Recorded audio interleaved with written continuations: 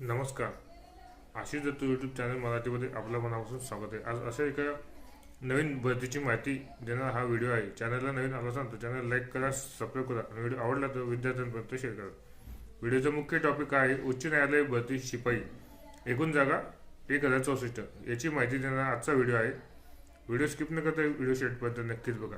विद्यार्थी मित्रांनो, आज दिनांक 6 जानेवारी 2026 म्हणजे अर्थातच मुंबई उच्च न्यायालय शिपाई पद भरतीच्या जागा एकूण होत्यात 1064. ही भरतीचा फॉर्म भरण्याची तारीख आता संपलेली आहे. एकूण नेमके किती जागा आहे ते आपण आता जाणून घेऊयात आणि नेमके कोणत्या ठिकाणी किती जागा आहे हे आपण आता जाणून घेऊयात.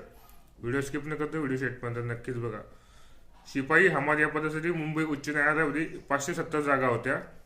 नागपूर खंडपीठात 115 जागा होत्या आणि छत्रपती संभाजीनगर इथे 202 जागा शिपाई आणि हमाल या पदासाठी होता. पात्रता काय होती तर 7वी पास ही पात्रता होती.